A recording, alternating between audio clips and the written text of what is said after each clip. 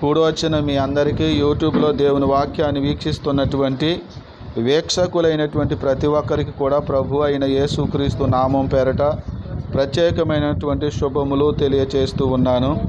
ప్రియులారా, రోమపత్రిక అసలైన సత్యము 12వ అధ్యాయ ధ్యానానికి ప్రేమతో మీ అందరినీ ఆహ్వానిస్తూ ఉన్నాం. రండి, రోమపత్రిక మనం ధ్యానం చేద్దాం. రోమపత్రిక 12వ అధ్యాయం 1వ వచనం చదువుకుందాం. కాబట్టి సహోదరులారా, పరిశుద్ధమును దేవునికి అనుకూలమునైన సజీవ యాగముగా మీ శరీరములను ఆయనకు సమర్పించుకొనుడని దేవుని వాత్సల్యమును బట్టి మిమ్మను బ్రతిమాలు కొనుచున్నాను. ఇటు సేవ మీకు యుక్తమైనది. ప్రియులారా, ఈ అధ్యాయాన్ని మనం ధ్యానిస్తూ ఉన్నప్పుడు ప్రారంభ మాట ఏమనుందంటే కాబట్టి అనేటువంటి మాట ఇక్కడ వాడుతూ ఉన్నాడు. కాబట్టి అనే మాట వచ్చింది కాబట్టి మనం ఏం అర్థం చేసుకోవాలంటే అంతకుముందు చెప్పబడినటువంటి విషయాలన్నింటినీ మనం మనసులోనికి తెచ్చుకోవాలి. ముఖ్యంగా నేను ఒక విషయాన్ని ఇక్కడ మీకు తెలియచేస్తాను. కాబట్టి అని ఎందుకు అంటున్నాడంటే అక్కడ 11వ అధ్యాయము 28వ వచనంలో చూడండి, ఒక మాట ఇలా రాయబడింది. సువార్త విషయమైతే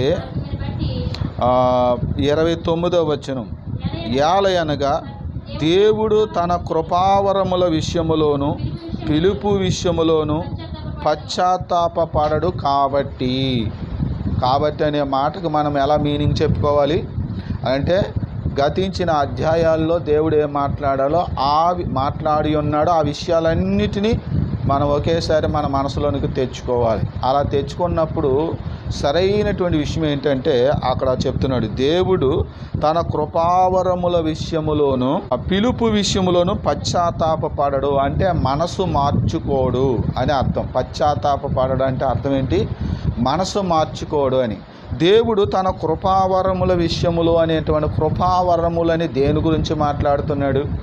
చాలామంది బైబిల్ని చదివేటప్పుడు ఇక్కడ కృపావరాలని ఉన్నాయనుకోండి, వెంటనే పరిశుద్ధాత్మ వరాల దగ్గరికి వెళ్ళిపోతారు. ఎందుకంటే పరిశుద్ధాత్మ వరాలు అనేవి కృపతో ఇవ్వబడినటువంటి వరాలని, కృపావరాలని కొరింథీకి రాసినటువంటి పత్రికలో 12వ అధ్యాయంలో పౌలు గారు చెప్తారు. అందుకని కృపావర అనగానే ఈ పరిశుద్ధాత్మ వరాలు అనుకుని అక్కడికి వెళ్ళిపోయి వాటి గురించి ధ్యానం చేసేటువంటి అవసరం ఉంది. ఇక్కడ పౌలు గారు మాట్లాడుతున్నది పరిశుద్ధాత్మ యొక్క కృపావరాల గురించి కాదు. మరి దేని గురించి ఆయన మాట్లాడుతున్నాడంటే, కృప. దేవుడు ఒక నిర్ణయము చేసుకున్నాడు. ఏంటంటే చూడండి, ఒక మాట మీకు చూపిస్తాను, మీకు అర్థమవుతుంది. 4వ అధ్యాయము 16వ వచనం, రోమీయులకు రాసిన పత్రిక 4వ అధ్యాయము 16వ వచనం. ఈ హేతువు చేతను ఆ వాగ్దానము యావత్ సంతతికి అనగా ధర్మశాస్త్రము గలవారికి మాత్రము కాక అబ్రహామునకున్నట్టి విశ్వాసము గలవారికి కూడా దృఢపరచవలెనని కృపను అనుసరించినదై ఉండునట్లు అది విశ్వాస మూలమైనదాయను. అంటే దేవుడు ఈ లోకంలో ఉన్నటువంటి మనుషులందరినీ కూడా కృప ద్వారా నీతిమంతులుగా తీర్చాలి అనేటువంటి ఒక నిర్ణయము దేవుడు చేశాడు. అది కృపావరముల విషయంలో. అంటే ఈ నిర్ణయం విషయంలో కృప చేత నేను రక్షించాలి, అబ్రహాములాగా ఎవరికైతే విశ్వాసం ఉందో అలాంటి వారిని నేను రక్షించాలి అని దేవుడు ఏదైతే ఒక ఏర్పాటు చేసుకున్నాడో ఆ ఏర్పాటు విషయంలో, ఆ కృప విషయంలో దేవుడు పశ్చాత్తాపపడ్డాట. చూడండి, 10వ అధ్యాయం 12వ వచనం.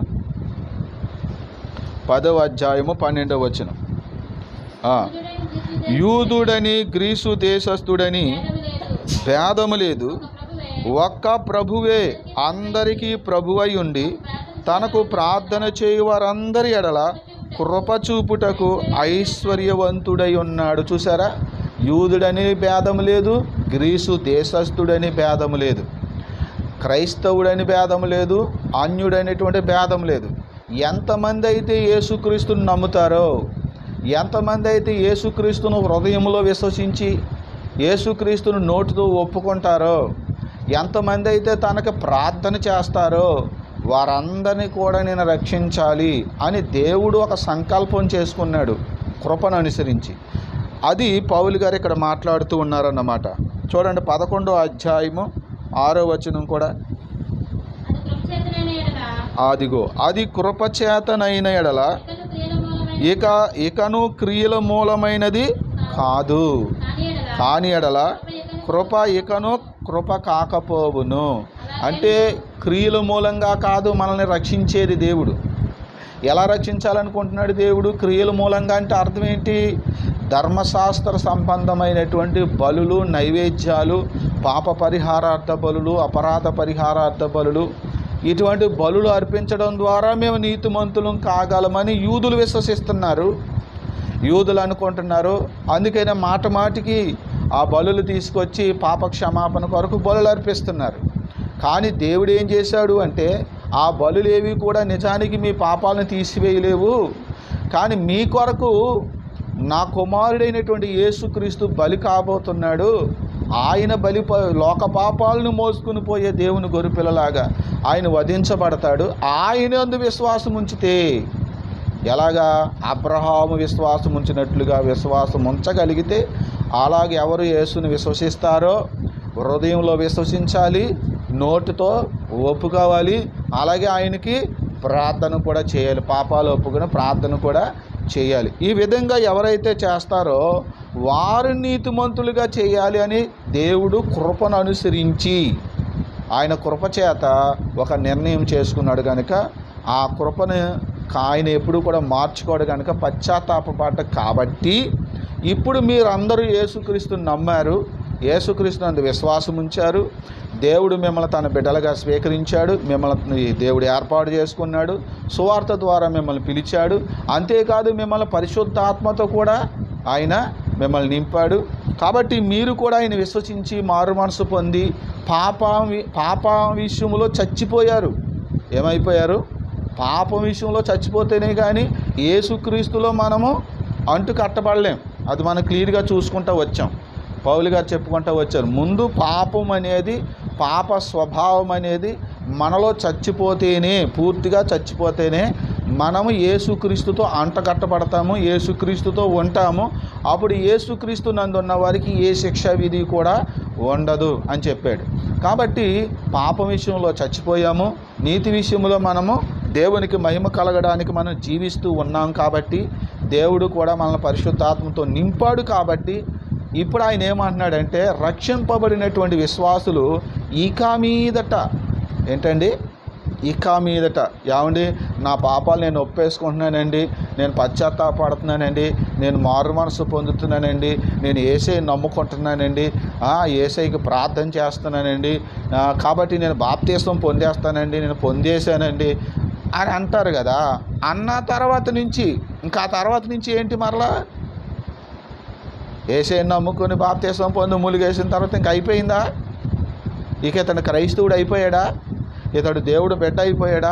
ఇతడు దేవుని రాజ్యంలో చేరిపోయాడా? ఇక ఇతను పరలోకం వెళ్ళిపోయినట్టేనా అంటే కాదు, ఇంకా చాలా ఉంది. దేవునికి స్తోత్రం. పరలోకానికి చేరడానికి, దేవుని రాజ్యములో మనం చేరడానికి మనము ఈ అడుగులు వేశాం. ఏ అడుగులు వేశాము? పాపాలు ఒప్పుకున్నాము, పశ్చాత్తాపడ్డాము, ఏమండి యేసుక్రీస్తునందు విశ్వాసం ఉంచాము, చెడుతనాన్ని విడిచిపెట్టేశాము, పాపాలని చంపేసుకున్నాము, ఏమండి బాప్తీసం పొందాము, దేవుడు కూడా పరిశుద్ధాత్మను మనకు అనుగ్రహించాడు. ఇక మీదట మన విశ్వాసంతో ప్రార్థనతో మనం నడుస్తున్న మనకి ఇక మీదట ఇక్కడి నుంచి మన జీవితం ఎలా కొనసాగాలి? ఎప్పటి వరకు? మన ఊపిరి ఆగిపోయే వరకు, లేదా ప్రభు అయిన యేసుక్రీస్తు లోకానికి వచ్చే వరకు. మరి ఇక మీదట ఎలా జీవించాలి మనం? అవి చెప్తున్నాడు అన్నమాట 12వ అధ్యాయం నుంచి. మీకు మొదటే చెప్పాను, మొదటి అధ్యాయం నుంచి 8వ అధ్యాయం వరకు సంపూర్ణంగా సువార్త చెప్పారు ఆయన. ఒక పాపి ఎలా రక్షణ పొందగలుగుతాడో, క్రియల మూలంగానా లేకపోతే విశ్వాసం మూలంగానా, ఏ విధంగా అతను రక్షణ పొందగలుగుతాడు, ఎవరు రక్షణ పొందగలుగుతారు అనే విషయాల్ని సంపూర్ణంగా 8 అధ్యాయాల్లో పౌలు గారు వివరించారు. ఇక 9వ అధ్యాయము, 10వ అధ్యాయము, 11వ అధ్యాయము ప్రత్యేకంగా ఇశ్రాయేలులు కూడా ఎలా రక్షణ పొందగలుగుతారు అనేది ఇశ్రాయేలును ఉద్దేశించి చెప్పారు. ఇక 12వ అధ్యాయం నుంచి యూదుల్లో నుంచే కానీ, యూదులు కానటువంటి అన్యజనుల్లో నుంచే కానీ ఎవరైతే బాప్తీసాలు పొందుకొని, ఎవరైతే యేసుక్రీస్తుని నమ్ముకుని ఉన్నారో, ఎవరైతే పాపం విషయంలో చచ్చిపోయి ఉన్నారో, ఎవరైతే పరిశుద్ధాత్మను కూడా పొందుకుని దేవుని రాజ్య సంబంధులుగా గుర్తింపు పొందారో వారు ఇక మీదట బ్రతికినంతకాలం ఎలా జీవించాలో తెలియపరచటానికి 12వ అధ్యాయం నుంచి 16వ అధ్యాయం వరకు పౌలు గారు వివరించి చెప్తూ ఉన్నారు. ఇది సంపూర్ణమైన సువార్త పత్రిక. ఏం పత్రిక అండి ఇది? ఎవరో చెప్పలేదు, నేను ఒక్కడే చెప్తున్నాను. ఇది రోమీలకు రాసిన పత్రిక సంపూర్ణ సువార్త పత్రిక అని క్రైస్తవ్యంలో నేను ఒక్కడే చెప్తున్నాను. నాకు తెలిసి ఎవరైనా ఉన్నారేమో తెలియదు, నాకైతే తెలియదు, నేను వినలేదు. ఇది సంపూర్ణ సువార్త పత్రిక. ఎలా రక్షణ పొందాలి, ఎలాగ కొనసాగాలి అనే విషయాల్ని పౌలు గారు తెలియపరిచిన పత్రిక, రోమీలకు రాసిన పత్రిక అని నేను గ్రహించి, నేను తెలుసుకుని, నేను అర్థం చేసుకున్నట్లుగా మీకు అందరికీ నేను దీని గురించి తెలియపరుస్తూ ఉన్నాను. కాబట్టి ప్రియులారా, దేవుడు తన కృపావరాల విషయంలో మన అందరి రక్షణ విషయంలో ఆయన పశ్చాత్తాపడ్డ కాబట్టి ఆయన పిలుపు విషయంలో ఆయన పిలుస్తాడు. ఎలా పిలుస్తాడు? ఆయన సువార్త ద్వారా పిలుస్తాడు. అదే కదా మనము మిగతా అధ్యాయాల్లో మనం అదే కదా నేర్చుకుంటూ వచ్చాము ఇంతకుముందు. కాబట్టి ఆయనేమో సువార్త ద్వారా పిలుస్తాడు, అది కూడా కృప ద్వారా మనం రక్షణలోకి వస్తాం. ఈ నిర్ణయాన్ని దేవుడు చేశాడు. దీని విషయంలో ఆయన పశ్చాత్తాప పడడు కాబట్టి మీరు రక్షణలోకి వచ్చారు. కాబట్టి ఇక మీదటి మీరు ఎలా జీవించాలంటే పరిశుద్ధమును, చూడండి 12వ అధ్యాయం 1వ వచనం, కాబట్టి సహోదరులారా పరిశుద్ధమును దేవునికి అనుకూలమునైన సజీవ యాగముగా మీ శరీరములను ఆయనకు సమర్పించుకొనుడని దేవుని వాత్సల్యమును బట్టి మిమ్మను బతిమాలు కొనుచున్నాడు. పరిశుద్ధమును అంటున్నాడు, ఇక్కడ సజీవ యాగముగా అంటున్నాడు. అంటే ఈ శరీరముతో ఇక మీదట ఏ పాపమో చేయకూడదు. సజీవ యాగంగా దేవునికి అర్పించేసుకోండి. ఒక బలి అర్పించినట్లుగా, దేవుడికి కొన్ని ఫలాలు తెచ్చే అర్పించినట్లుగా, దేవునికి కానుక అర్పించినట్లుగా మీ దేహాన్ని, మీ శరీరాన్ని పూర్తిగా పరిశుద్ధంగా జీవించడం కోసం మీరు ఏం చేయాలి? దేవునికి అప్పగించేసుకోండి అని పౌలు గారు ఇక్కడ తెలియజేస్తూ ఉన్నారు. చూడండి, మన శరీరాన్ని దేవునికి పరిశుద్ధంగా మనం అర్పించుకోవాలంటే కొన్ని విషయాలలో మనం జాగ్రత్త పాటించాలి. కొన్ని విషయాలలో మనం ఏం చేయాలి? జాగ్రత్త పాటించాలి. విషయాల్లో ఎలాంటి విషయాలు అంటే చూడండి, తిమోతికి రాసినటువంటి పత్రిక 2వ పత్రిక 2వ అధ్యాయము 16వ వచనం, అపవిత్రమైన వట్టి మాటలకు విముఖుడివై ఉండుము, అట్టి మాటలాడువాడు మరి ఎక్కువగా భక్తిహీనులగుదురు. చూసారా అండి? అపవిత్రమైన వట్టి మాటలకు మనం ఏం చేయాలంట? దూరంగా ఉండాలి. అంటే చెడ్డ మాటలు చెప్పుకునే వాళ్ళ దగ్గర మనం ఉండకూడదు. ఎందుకంటే మనం వినటము ద్వారా, కొన్ని చెడ్డ మాటలు మనం వినటం ద్వారా మనం అపవిత్రమవుతూ ఉంటాం. మనం వాటి గురించి ఆలోచిస్తూ ఉంటాం. మనం ఇంకా చెడిపోవడానికి, ఫలానా మనిషి ఉందే అది ఇలా చేసిందంట, ఫలానా వాడు ఇలా ఉన్నాడే వాడు ఇలా చేశాడంట, ఆ అమ్మి ఇలా చేసిందంట, ఇతను ఇలా చేశాడంట అని చెప్పి కొందరి గురించి, కొన్ని పనుల గురించి కొంతమంది తీరుబాటుగా ఉండి తినేసి ప్రియులారా కూర్చొని కొంతమంది అపవిత్రమైన మాటలు చెప్పుకుంటూ ఉంటారు. అటువంటి స్టోరీలు, కథలే కానీ నిజమైనవే కానీ ఇటువంటి విన్నందున అపవిత్రులైపోతారు. మీ శరీరాలు అపవిత్రమైపోతాయి. మీరు కూడా అలా చేయాలనిపిస్తుంది. మీరు శోధనలో పడిపోతారు. మీరు పరిశుద్ధంగా జీవించలేరు.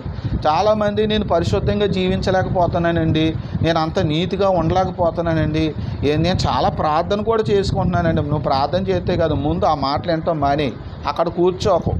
వాక్యం ఏం చెప్తుంది? దుష్టుల ఆలోచన చొప్పున నడువక, పాపుల మార్గంలో నిలవక, అపహాసకులు కూర్చుండే చోట కూర్చోవద్దని వాక్యం చెప్తుంది. నువ్వేం చేస్తున్నావు? ముసలమ్మ ముచ్చట్లు చెప్పుకునే దగ్గర ఇదిగో అక్క ఏమైంది, ఇదిగో అప్ప ఏమైంది, వదిన ఏమైంది, అదిగో అక్కడ వాళ్ళు ఎలా చేశారు, ఈమె ఇలా చేసింది, అదంట ఇదంట, ఇందుకే ఇది కొన్నదంట, అందుకే అది కొన్నదంట అని చెప్పి ఈ అపవిత్రమైన స్టోరీలు చెప్పుకొని చాలామంది హృదయం నిండా అపవిత్రాన్ని నింపేసుకుని పాడైపోతున్నారు.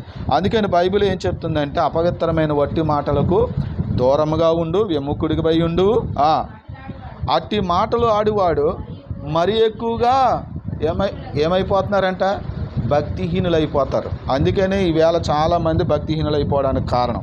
చూడండి, రెండో విషయం, మనం పరిశుద్ధంగా జీవించాలంటే మనం చేయవలసిన ఇంకో పని కూడా నేను ఇక్కడ మీకు చెప్తాను. రోమీలకు రాసిన పత్రిక 13వ అధ్యాయం 14వ వచనం, మెట్టుకు ప్రభు అయిన యేసుక్రీస్తును ధరించుకొనిన వారై శరీరాచలను నెరవేర్చుకొనుటకు శరీర విషయమై ఆలోచన చేసుకొనకుడి. ఏం చేయకూడదంటే అండి, శరీర విషయాల గురించి ఆలోచించుకోకూడదట. ఎవరి గురించి కూడా. ఈనాడు చాలామంది ఇటువంటి ఆలోచనలు కలిగి ఉన్నారు. అపవిత్రమైన కార్యాలు, చెడ్డ కార్యాల గురించి ఆలోచించుకోకూడదు. ఆలోచించుకుంటే తప్పనిసరిగా నువ్వు పాపంలో, అపవిత్రతలో పడిపోతావు. కాబట్టి శరీర విషయంలో ఇటువంటి అపవిత్రమైన వాటి గురించి, శరీర కార్యాల గురించి, అంటే పాపము గురించి నువ్వు అసలు ఆలోచించొద్దని వాక్యం చెప్తుంది. చూడండి, మీకా గ్రంథము 2వ అధ్యాయం 1వ వచనం, మంచముల మీద పరుండి మోసపు క్రియలు యోచించుచు దుష్కార్యములు చేయవారికి శ్రమ. ఏం చేస్తున్నారంటే అండి, మంచం మీద పడుకొని ఎవరినో ఒక అమ్మాయినో లేక ఒక అబ్బాయినో మనసులోనికి తెచ్చుకొని ఏమండి ఆలోచించుకుంటూ ఉంటారు. అసలు అలాంటి ఆలోచనలే పెట్టుకోవద్దు అంటుంది బైబిల్. వాక్యంలో ఏమన్నదంటే, మనం పడుకునేటప్పుడంట దేవుని వాక్యాన్ని గుర్తు చేసుకొని దేవుని వాక్యాన్ని ధ్యానిస్తూ పడుకుంటేనంట అప్పుడు క్రొవ్విన మెదడు దొరికినట్టుగా ఉంటుందట. దేవునికి స్తోత్రం. ఎలా ఉంటుంది? ఏమి జ్ఞాపకం చేసుకోవాలి? మంచాల మీద పడుకుని ఏమండి దేవుని యొక్క వాక్యాన్ని మనం జ్ఞాపకం చేసుకోవాలి. చూడండి, ఇంకొక మాట, ఇంకా మనం పరిశుద్ధంగా జీవించాలంటే దేవునికి అనుకూలమును పరిశుద్ధమునైన యాగముగా మనం ఉండాలి అంటే మూడోదిగా మనం ఏం చేయాలంటే పేతురు రాసిన మొదటి పత్రిక 4వ అధ్యాయం 2వ వచనంలో ఇలా ఉంది. చూడండి, పేతురు రాసినటువంటి మొదటి పత్రిక 4వ అధ్యాయము 2వ వచనం, శరీర విషయములో శ్రమ పడినవాడు. ఏమండి వింటున్నారా? శరీర విషయములో శ్రమ పడినవాడు శరీరమందు జీవించు మిగిలిన కాలము ఇక మీదట. ఆ మాట అండర్లైన్ చేసుకోండి, ఇక మీదట అనేటువంటి మాట. మనమంట చదవండి, శరీర విషయములో శ్రమ పడినవాడు శరీరమందు జీవించు మిగిలిన కాలము ఇక మీదట మనుజాసలను అనుసరించి నడుచుకొనక దేవుని ఇష్టానుసారముగానే నడుచుకొనున్నట్లు పాపముతో జోలి ఇక నేమియు లేకయుండును. పాపముతో ఇక జోలి లేకుండా ఉంటుంది. అంటే ఎప్పుడు? శరీర విషయంలో శ్రమ పడినవాడు. మొదటి వచనంలో అక్కడ ఏమని రాయబడిందంటే, క్రీస్తు శరీరమందు శ్రమ పడిను గనుక మీరును అట్టి మనసును ఆయుధముగా ధరించుకోండి. అంటే ఎక్కువగా కష్టపడి పని చేసుకోండి. ఏం చెప్తున్నాడండి? చెడ్డ ఆలోచనలు, పాపిష్టి ఆలోచనలు, అపవిత్రమైన ఆలోచనలు వచ్చి అపవిత్రమైన కార్యాల్లో పాలు పొంది జీవితాన్ని అపవిత్రపరుచుకొని దేవుడు అనుగ్రహించినటువంటి రక్షణ కోల్పోతూ ఉన్నారు. పరిశుద్ధమైన రక్తాన్ని అపవిత్రమైనదిగా ఎంచుతున్నారని వాక్యం చెప్తుంది. అంటే రక్షించబడిన తర్వాత మళ్ళా ఒక వ్యక్తి పాపము చేస్తే ప్రియులారా, వారు యేసుక్రీస్తు యొక్క రక్తాన్ని అపవిత్రమైనదిగా ఎంచి దాన్ని కాళ్ళతో తొక్కినట్టని వాక్యం చెప్తుంది. వాళ్ళ రక్షణ వాళ్ళు కోల్పోతున్నారు. నేను అప్పుడెప్పుడో బాప్తీసం పొందాను, పశ్చాత్తాపడ్డాను, నేను దేవుని బిడ్డను అనుకుంటున్నారు, కానీ వాళ్ళు ఎప్పుడో కోల్పోయారు. ఇంకో మాటలో చెప్పాలంటే అసలు వాళ్ళు దేవుని బిడ్డలే కాదు, ఊరికినే పొందారు బాప్తీసం అంతే. ఎందుకంటే వాళ్ళు పాపం విషయంలో చచ్చిపోలేదు వాళ్ళు. ఇంకానే మనం రోమిలకు రాసిన పత్రికలో మనం నేర్చుకున్నాం కదా, పాపం ఉంది కాబట్టి, మనలో పాపం ఉంది కాబట్టి మనం ఏం చేస్తున్నాము? పాపం చేస్తున్నాం. చూడండి ఒకసారి 6వ అధ్యాయము రోమిలకు రాసిన పత్రికలో మనం ఈ మాట విన్నాం. మనం ఒకసారి మళ్ళీ 7వ అధ్యాయంలోనికి రండి. 7వ అధ్యాయం 16వ వచనం 16వ వచనం చూడండి. ఇచ్చయింపనది నేను చేసిన ఎడల ధర్మశాస్త్రము శ్రేష్టమైనదని ఒప్పుకొనుచున్నాను.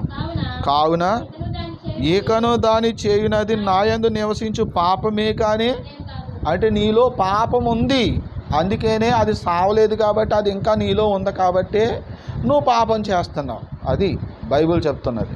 సెగ్గట్టండి చిదిగిపోయిందండి, రసంతా పిండానండి, ఇందులో ఇంకా కొంత ఉండిపోయినట్టుంది, అందుకని శ్వాసం ఉండిపోయినట్టుంది, మళ్ళీ అక్కడ ఏమేసిందండి, సెల వేసిందండి అని అంటారు చాలామంది. అలాగే నీలో పాపం అనేది ఉండిపోయింది కాబట్టి నువ్వు పాపం చేస్తున్నావు. అది నువ్వు అసలు పశ్చాత్తాపడలేదు, నువ్వు అసలు పాపం విషయంలో చచ్చిపోలేదు, యేసుక్రీస్తుతో అంటకట్టబడలేదు, యేసుక్రీస్తునందు నువ్వు ఇంకా మృతుల్లో నుంచి సజీవుడు అనుకుని నువ్వు ఇంకా పునరుద్ధానం కూడా సాదృశ్య రూపంలో కూడా నువ్వు పునరుద్ధానము చెందలేదు, కాబట్టి నువ్వు పాపం చేస్తున్నావు. అందుకని పాపము చేయడానికి గల కారణాలు ఏంటంటే, ఒకటి అపవిత్రమైన మాటలు వినడం. ఏం చేస్తున్నారండి? అపవిత్రమైన మాటలు వినడం. ఎవరైనా చెప్పుకుంటుంటే చెవి కోసుకుని మరీ వింటున్నారు కొంతమంది, అందుకని వాళ్ళు అపవిత్రులు అయిపోతున్నారు. రెండవది, వాళ్ళు ఏం చేస్తున్నారంటే ఆలోచన చేసుకుంటున్నారు వాటి గురించి. ఆ ఆలోచన చేసుకుంటున్నారు కాబట్టి మీరు అపవిత్రమైన పనులు చేస్తున్నారు, మళ్ళీ పాపం చేసి మీరు నశించిపోతున్నారు.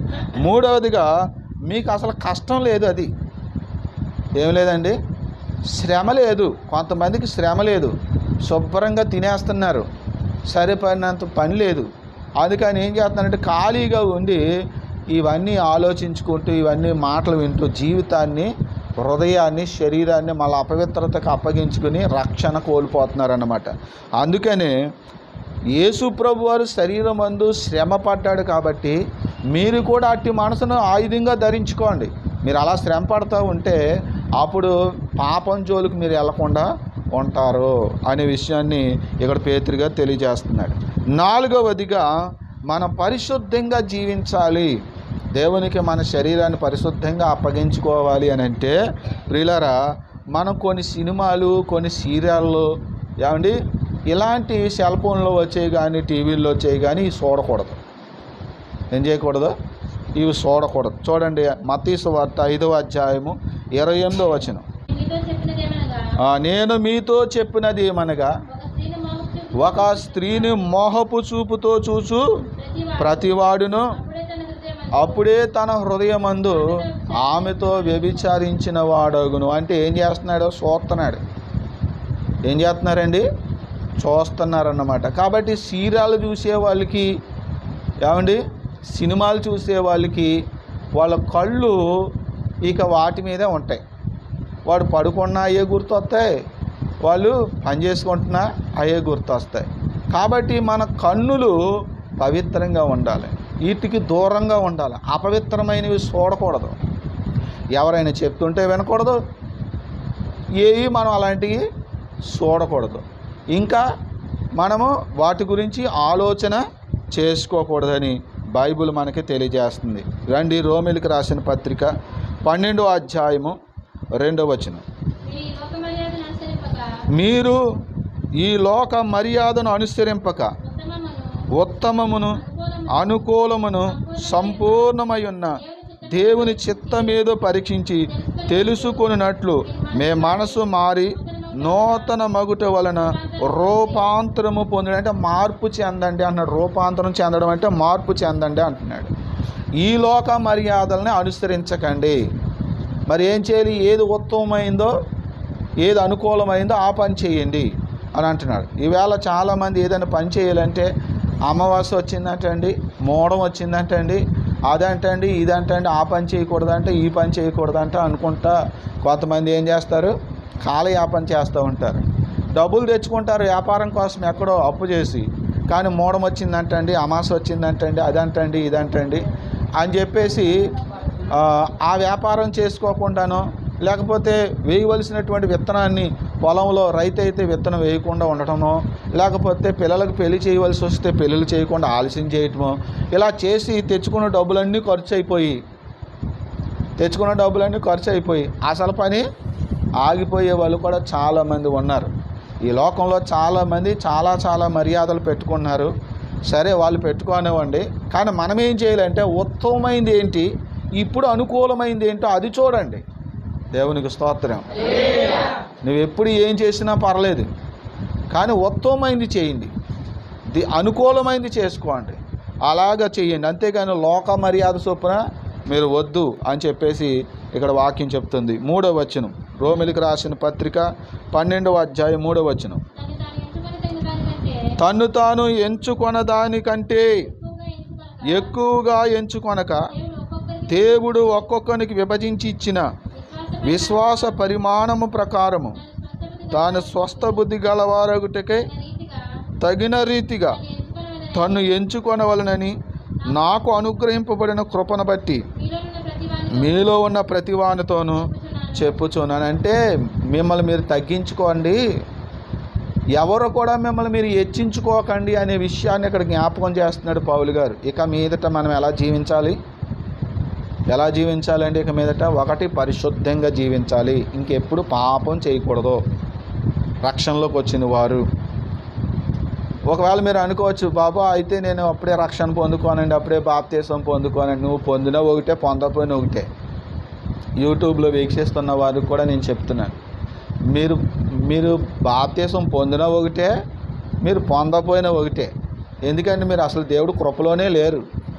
దేవుని కృపలో ఉన్నవాడు వెంటనే పశ్చాత్తాపడతాడు, తన పాపాలు ఒప్పుకుంటాడు, వెంటనే రక్షణ పొందుతాడు. అది వాళ్ళ కోసం దేవుడు సిద్ధపరిచాడు. అంతేగాని బాబో ఇంకా కొంతకాలం నేను లోకంలో జీవించాలి, ఇంకా కరెక్ట్గా జీవించాలట, నీతిగా జీవించాలంట, పరిశుద్ధంగా జీవించాలంట, అలాగైతే నాకు కుదరదు, నేను ఎప్పుడో పొందుతాను బాప్తీసం. నువ్వు ఎప్పుడు పొందినా పర్లేదు, కానీ నీకు రక్షణ మాత్రం ఉండదు. ఎందుకంటే దేవుని రాజ్యంలో ఉండేవాళ్ళు ఆలస్యం చేయరు. నువ్వు ఎందుకు ఆలస్యం చేస్తున్నావో నీ మాటల్లోనే తెలిసిపోతుంది, నీ యొక్క ఆలోచనలోనే తెలిసిపోతుంది కదా. ఇంకా రక్షణ ఎక్కడిది? బాప్తీసం పొందినావు, నువ్వు ఇంకా అదే జీవితం జీవిస్తావు, బాప్తీసం పొందకపోయినా అదే జీవితం జీవిస్తావు. నీ దగ్గర ఇంకా మార్పే లేదు.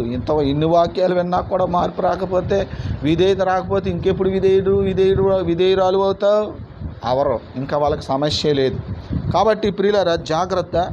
ప్రభులోనికి వచ్చిన తర్వాత రక్షించబడిన నీవు దేవుని రాజ్యంలో ఉండడానికి దేవుని చేత అంగీకరించబడిన వాడువు, పరిశుద్ధాత్మతో నింపబడినటువంటి నీవు ఇక మీదట పరిశుద్ధంగా జీవించు. రెండవదిగా నువ్వేం చేయాలి? లోక మర్యాదలు అనుసరించకుండా ఉత్తమమును అనుకూలమైన దేవుని దృష్టికి ఏది అనుకూలమో పరీక్షించి, దేవుని చిత్తం ఏదో పరీక్షించి అది చెయ్యి. అలాగ మారు ప్రతి విషయంలో. మూడవదిగా నువ్వు తగ్గించుకో, నువ్వు ఎక్కువగా ఎంచుకోకు అనే విషయాన్ని ఇక్కడ పౌలు గారు తెలియచేస్తున్నారు. చూడండి 4వ వచనం, 3వ వచనం నుంచి ఆయన 8వ వచనం వరకు మనం ఎలా తగ్గించుకొని ఈ భక్తిలో కొనసాగాలో, ఎలాగ మనం జీవించాలనేది ఆయన చెప్తున్నాడు. ఇక్కడ ఆయన చెప్తున్న విషయాలు మనం ఒకసారి చదువుకుని మనం మాట్లాడుకుందాం. ఒక్క శరీరములో మనకు అనేక అవయవములు ఉండినను ఈ అవయవములన్నిటికీ ఒక్కటే పని ఎలాగూ ఉండదో. అంటే సంఘము ఒకే శరీరంలో సాటి అవయవాలు. సంఘములో ఉన్న వాళ్ళందరూ, విశ్వాసులు అందరూ కూడా ఒక్కటే శరీరము. కాబట్టి ఈ ఒక్కటే శరీరములో అవయవాలు, అనేకమైన అవయవాలు ఉన్నాయి కదా. ఈ అవయవాలన్నిటికీ కూడా ఒకటే పని ఉండదు కదా. ఉంటుందండి? ఉండదు కదా. ఒక్కొక్క అవయవంది ఒక్కొక్క రకమైన పని. ఒకటి ఘనత కలిగేది, ఒకటి తక్కువ ఘనత కలిగేది, అలా ఉంటాయి. కాబట్టి మనము కూడా సంఘములో దేవుడు మనందరికీ కొన్ని తలాంతులు, దేవుడు మనకి కృపావరాలు ఇస్తాడు. తలాంతులు అనేవి కూడా ఒక కృపావరాలు. మనం ఇందాక మాట్లాడుకున్న కృప వేరు, ఇప్పుడు మాట్లాడుకుంటున్న కృప వేరు. ఈ తలాంతుల గురించి, లేదా మన యొక్క టాలెంట్ గురించి, లేదా మనం ఏం చేయగలుగుతామో మన యోగ్యత, దాని గురించి మాట్లాడుతూ ఉన్నాడు ఇక్కడ. చూద్దాం 6వ వచనం. అనేకులమైన మనము క్రీస్తులో ఒక్క శరీరముగా ఉండి ఒకరికొకరము ప్రత్యేకంగా అవయవములై ఉన్నాము. మనకు అనుగ్రహింపబడిన కృప చొప్పున వేరు కృపావరములు కలిగిన వారమై ఉన్నాము గనుక ప్రవచన వరమైతే విశ్వాస పరిమాణముతోను, అంటే ప్రవచన వరాన్ని దేవుడు ఇస్తాడు కాబట్టి సంఘములో ప్రవచన వరాన్ని ఇస్తాడు కొంతమందికి. ప్రవచన వరం ఎప్పుడు కూడా ఎలా ఉండాలంటే విశ్వాసంతో చెప్పాలి. ప్రవచన వరాన్ని కలిగి ఉండడం అనేది అంత సామాన్యమైన విషయం కాదు. ప్రవచనాలు చెప్పడం వల్ల కొన్నిసార్లు ఘనత కలుగుతుంది. ప్రవచనాలు చెప్పడం ద్వారా మనకున్న ఘనత కూడా కొన్నిసార్లు పోతుంది. దేవుని స్తోత్రం. లాభాలు ఉన్నాయి, నష్టాలు ఉన్నాయి. ఇదిగో నీకు మేలు జరుగుతుందని చెప్పినప్పుడు అతను మనల్ని గణపరుస్తాడు, మనల్ని ఆకాశానికి ఎత్తేస్తాడు. కానీ నీకు నష్టం జరుగుతుందని చెప్పావా, ఇక మన పని అయిపోయినట్టే లెక్క. ఇక వాడు మనకి ఎంత శత్రుగా మారిపోతాడో తెలియదు. ప్రియులారా, అలాగే ప్రవచనాలు కొన్ని ఖచ్చితంగా నెరవేరుతాయి. అంటే ఈ ప్రవచనం అనేది నిర్ధారించుకోవాలి సరిగ్గా. ఏదో నేను అప్పుడు చెప్పాను అది నెరవేరింది కదా, ఇప్పుడు కూడా చెప్తే నెరవేరిపోద్దులు అనుకొని చెప్పేస్తే అదేం నెరవేరదు. కాబట్టి ప్రవచన వరమే కానీ, స్వస్థత వరమే కానీ, ఏ వరమైనా సరే, కృపావరాలు ఏవైతే ఉన్నాయో అవి విశ్వాస పరిమాణంతోనే అవి కొనసాగాలి. ఓకేనండి, చదువుదాం. విశ్వాస పరిమాణముతో చొప్పున ప్రవచింతము. పరిచర్య అయితే అంటే కొంతమందికి ఇటువంటి వరాలు ఏమి లేవు కానీ వాళ్ళు పరిచర్య చేస్తారు, వాళ్ళు టాలెంట్గా. హల్లెలూయా. కొంతమంది చీపురిచ్చుకుని తొడమంటే ఎక్కడిదక్కడ ఉంచి తుడుతారు. ఏమండి, కొంతమంది చక్కగా తుడుతారు. వాడు ఉన్నాడు కదా మనోడు, ఎవరో అబ్రాం, వాడు చక్కగా తుడుస్తాడు, పరిచర్య చక్కగా చేస్తాడు అన్నమాట. అలాగా కొంతమంది కొన్ని పనులు చక్కగా చేస్తారు. తుడిచేవాళ్ళు, చేపలు వేసేవాళ్ళు, ఏమంటే వంటలు చేసేవాళ్ళు, వంట పాత్రలు కడిగేవాళ్ళు. అంటే దేవుని సంఘంలో ఇవన్నీ అవసరమే కదా ఈ పనులన్నీ. ఈ సహవాసంలో, సంఘంలో ఒక కూటమి జరగాలంటే ఎంతో పరిచర్య చేయాలి. ఒక పాస్టర్ గారు వచ్చి ఈ పని అన్నీ చేయాలంటే చేయలేడు. ఈ పనులన్నీ చేసి అలసిపోయి వాక్యం చెప్పాలంటే చెప్పలేడు. కాబట్టి కొంతమంది వచ్చి ఈ పనులన్నీ చేస్తే సేవకుడు వచ్చి వాక్యం చక్కగా చెప్పి వారిని ప్రోత్సహించగలుగుతాడు, వాళ్ళని హెచ్చరించగలుగుతాడు, గద్దించగలుగుతాడు, వారికి వాక్యాన్ని బోధించగలుగుతాడు. కనుక ఈ పరిచర్యను దేవుడు పంచుతాడు. దేవుడు కనుక ప్రవచించే వాళ్ళేమో విశ్వాస పరిమాణంతో ప్రవచించాలి, పరిచర్య చేసేవాడేమో చక్కగా పరిచర్య చేయాలి, బోధించేవాడైతే చక్కగా బోధించాలి, హెచ్చరించేవాడైతే హెచ్చరించుటలోనూ పని కలిగి ఉందము. పంచిపెట్టేవాడు శుద్ధ మనసుతోనూ. అంటే పంచిపెట్టేవాళ్ళు ఉంటారు కదా సంఘాల్లో, భోజనాలు వడ్డించే వాళ్ళు కానీ, పలహారం పంచిపెట్టేవాళ్ళు కానీ ఉంటారు కదా, శుద్ధ మనసుతో పంచిపెట్టాలట. వీడు మనోడు కాదని చెప్పేసి ఎక్కువగా వడ్డించేయకూడదు. అక్కడ మనల్ని నియమించిన వారు, ఆ పని మనకు అప్పగించిన వాళ్ళు ఏమని చెప్పారో అలా చేయాలి. అందుకని ఎవరు నిలబడ్డారో వాళ్ళు చక్కగా పంచిపెట్టాలి, శుద్ధమైన మనసుతో పంచిపెట్టాలి. అంతేగాని తినండి తాగండి అని పోసేయకూడదు. ఏ శాతం మనకి వెనకాల తేవాలి కదా, ఎక్కడి నుంచి తెస్తారు మరి అయిపోతే. కానాను పెండ్లు విందులో ఏమైపోయిందంట, ద్రాక్షారసం అయిపోయిందంట. ఇప్పుడు ద్రాక్షారసం లేదనుకోండి ఎవరికి అవమానం, ఆ పెండ్లు జరిపే వాళ్ళకే కదా అవమానం. మరి ఇప్పుడు ఎందుకు అయిపోయింది ఇది చెప్పండి. మనది అయితే అలా వడ్డిస్తామా మనం అలాగా, ఒరే బాబుకు జాగ్రత్తగా చూసి వడ్డించండి అంటాం మనది అయితే ఎవరికైనా అప్పగించేటప్పుడు. అదే వేరే వాళ్ళది అయితే ఏం చేస్తుంటాం మనం,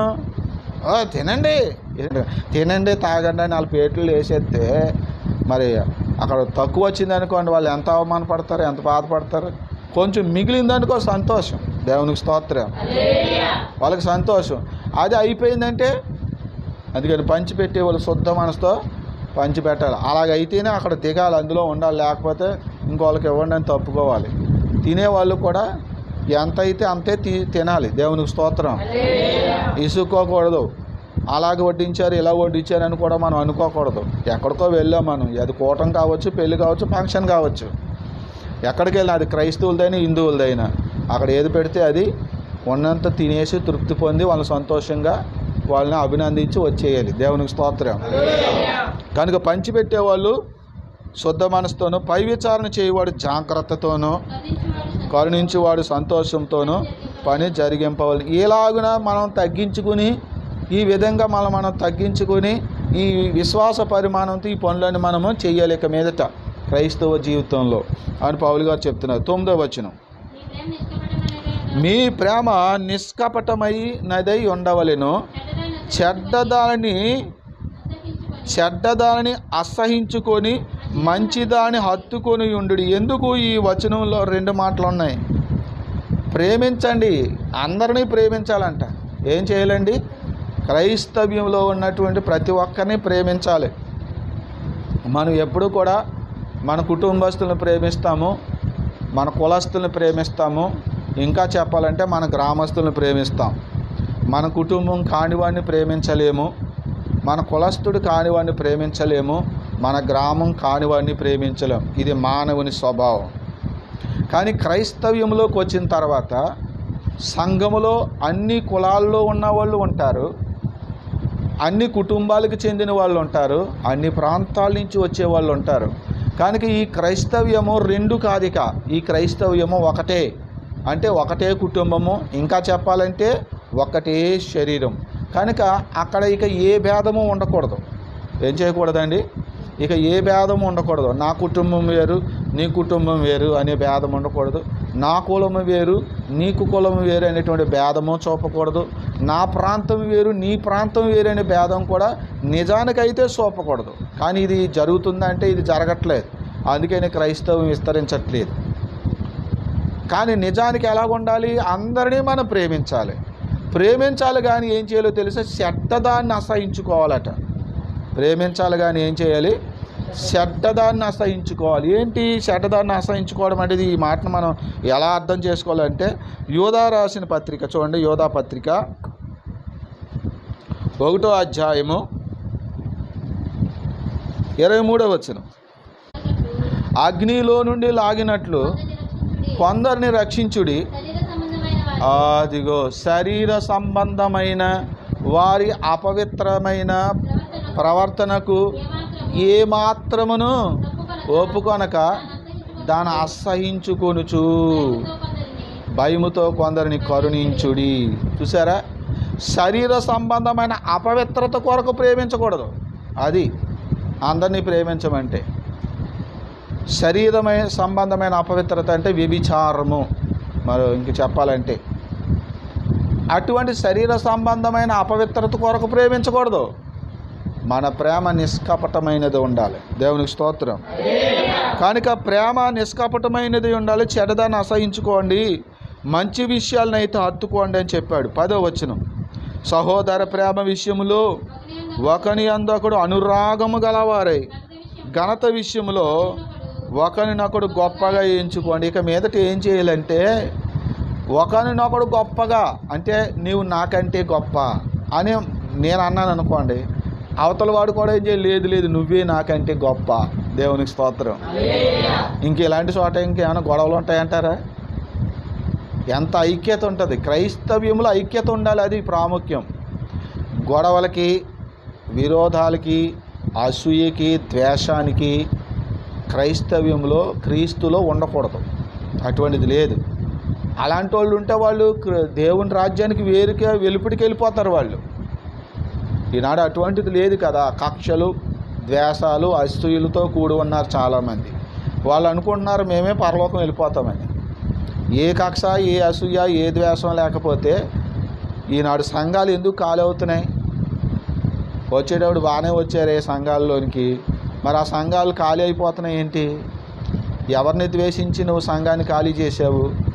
ఎవరి మీద నీకు విరోధం ఉండి ఖాళీ చేసావు? నీకు విరోధం ఉండే కదా ప్రియులారా. కాబట్టి నిజానికి నేను దేవుని బిడ్డగా ఉండాలి. ఇక మీదట నేను చనిపోయితే పరలోకానికి వెళ్ళాలి, ప్రభు వస్తే నేను పరలోకానికి ఎత్తబడాలి అనుకునే వాళ్ళు ఎవరైతే ఉన్నారో అలాంటి వాళ్ళు కక్షలు, ద్వేషాలు, అసూయలు ఇటువంటివి లేకుండా తను తగ్గించుకుని నాకంటే నువ్వే గొప్పవాడు అని అతను అభినందించే విధంగా, గౌరవించే విధంగా ఉండాలి మీరు అని తెలియజేస్తున్నాడు. 11వ వచనం. ఆసక్తి విషయములో మాంజులు కాక ఆత్మయందు తీవ్రత గలవారే ప్రభువుని సేవించ. అంటే భక్తి విషయంలో నీకు ఎలా ఉండాలంటే ఆసక్తి ఉండాలి. ఎలా ఉండాలంటే అండి, భక్తి విషయంలో ఆసక్తి ఉండాలి. శుక్రవారం ప్రార్థన ఎప్పుడు రావాలి? ఆమేనన్నాక రావాలి. ఆమేనన్న తర్వాత వస్తే ఏముంటుంది? వెళ్ళిపోవడమే కదా. ఆమేనప్పుడు వచ్చిన ఇలా వస్తాము, ఇలా కూర్చుంటాం, మళ్ళీ వెంటనే ఈ లోపల ఆమెనంటారు, ఈలోగా వెళ్ళిపోవచ్చు. అలా వచ్చి వెళ్ళిపోయేలా కాదు నీ భక్తి, ప్రారంభంలోనే వెళ్ళిపోవాలి, అంత ఆసక్తి ఉండాలి. మరి శుక్రవారం ప్రార్థనకే కానివ్వండి, టీంలో ప్రార్థనలోకి రావడానికి కోసమే కానివ్వండి, ఆదివారం ఆరాధనకే కానివ్వండి, మనకు ఆసక్తి ఉంటే మనం ఎప్పుడు వస్తామండి? ఎంత త్వరగా మనం పనులు ముగించుకుంటాం, ఏ పని ఎప్పుడు చేసుకోవాలో ఆలోచన చేసుకుంటాం. దేవునికి స్తోత్రం. కనుక భక్తి విషయంలో, ఆసక్తి విషయంలో మాంజులు అంటే బద్ధకస్తులు కాకుండా, నిర్లక్ష్యం చేయకుండా ఆసక్తి కలవారై ఉండండి అని చెప్తున్నారు. చూడండి 12వ వచనం, నిరీక్షణ గలవారై సంతోషించుచు. అంటే నిరీక్షణ గలవారై అంటే అర్థం ఏంటి? నేను పరలోకానికి చేరతాను. ఎక్కడికి చేరతాను? పరలోకానికి చేరతాను. నేను పునరుత్థానం చెందుతాను. ప్రభు వచ్చినప్పుడు నేను ఎత్తబడతాను. నేను పరలోకాన్ని స్వతంత్రించుకోగలుగుతానని నిరీక్షణ గలవారే సంతోషించండి. మీ నిరీక్షణ ఎప్పుడూ అలా ఉండాలి, తగ్గిపోవడానికి లేదు. పరలోకాన్ని మన దృష్టి, మన ఆలోచన అంతా పరలోకం మీదే ఉండాలి. ఎందుకంటే మనం అక్కడికి వెళ్ళాలి కాబట్టి. నిరీక్షణ గలవారే సంతోషించండి, శ్రమయందు ఓర్పు గలవారే. అంటే క్రైస్తవ జీవితంలో మనకి ఏం అవసరమంటే, కొన్ని శ్రమలు వచ్చినప్పుడు, కష్టాలు వచ్చినప్పుడు, కొన్ని ఇబ్బందులు వచ్చినప్పుడు జారిపోయేలాగా ఉండకుండా ఏముండాలంటే మనకి ఓర్పు ఉండాలి. క్రైస్తవంలో కొనసాగాలంటే, ప్రభువులో నువ్వు నిలదొక్కోవాలంటే, రేపొద్దున పునరుత్థానం చెందాలంటే ఓర్పు చాలా అవసరం. ఈనాడు ఓర్పు లేకే క్రైస్తవ్యంలోంచి చాలామంది వెలుపలికి వెళ్ళిపోతున్నారు. ఈవేళ ఓర్పు లేకే సంఘాలను ఖాళీ చేసి వెళ్తున్నారు అక్కడక్కడ కొంతమంది. భక్తి ఏదైనా ఓర్పు చాలా అవసరం అండి. ఓర్పు లేకపోతే పనులు అవ్వవు. కాబట్టి క్రైస్తవులు నేర్చుకోవాల్సింది ఏంటంటే, ఫస్ట్ ఓర్పు ఉండాలి వాళ్ళకి. మరి మనకు ఓర్పు ఉందా లేదో చూడండి. ప్రార్థన యందు పట్టుదల కలిగి, ప్రార్థన చేయడంలో చాలా పట్టుదల ఉండాలట. మొన్న ప్రార్థన గురించి కొన్ని విషయాలు చెప్పాను, 11వ అధ్యాయంలో అనుకుంటాను. ప్రార్థన ఎలా చేయాలి, దేనికోసం చేయాలి, ఏ విషయంలో పట్టుదల ఉండాలి, ఎలాగ ఆసక్తి ఉండి కొన్ని విషయాలు చెప్పాను కదా. కాబట్టి ప్రార్థన విషయంలో పట్టుదల కలిగి ప్రార్థన చేయండి, అది నెరవేరే వరకు, పొందుకునే వరకు. 13వ వచనం, అది పరిశుద్ధుల అవసరములలో పాలు పొందుచు శ్రద్ధగా ఆతిథ్యం ఇచ్చుచుండుడి అన్నాడు. ఇక్కడ పరిశుద్ధులు అంటే ఎవరు? ఇక్కడ ఒక క్వశ్చన్ ఏర్పడింది. పరిశుద్ధులకి మన శ్రద్ధగా పరిశుద్ధుల అవసరాలలో పాలు పొందుతూ శ్రద్ధగా వాళ్ళకి ఆతిథ్యం ఇవ్వాలండి. ఆతిథ్యం ఇవ్వడం అంటే భోజనం. ఏమండి, అబ్రాము గారు, సారమ్మ ఎవరికి ఆతిథ్యం ఇచ్చారు? దేవునికి ఆతిథ్యం ఇచ్చారు. మా ఆదికాండం 18వ అధ్యాయం 1వ వచనంలోనే ఉంటుంది. అప్పుడే కదా వాళ్ళు ఆశీర్వదించబడ్డారు. అందుకే హెబ్రీ పత్రిక 13వ అధ్యాయం 1వ వచనం ఏం చెప్తుంది? ఆతిథ్యం ఇచ్చుట మర్చిపోకుండా కొందరు తెలియకే దేవదూతలకు కూడా ఆతిథ్యం ఇచ్చారని వాక్యం చెప్తుంది. ఆతిథ్యం ఇవ్వడం అంటే భోజనం పెట్టడం. కాబట్టి పరిశుద్ధులు అన్నాడు. ఇక్కడ ఎవరికి ఆతిథ్యం ఇవ్వాలి అంటే పరిశుద్ధులు అన్నాడు. పరిశుద్ధులు అంటే ఎవరు? మొదటిగా పరిశుద్ధులు అంటే మనం ఎవరికి గుర్తు చేసుకోవాలంటే దేవుని సేవకులు.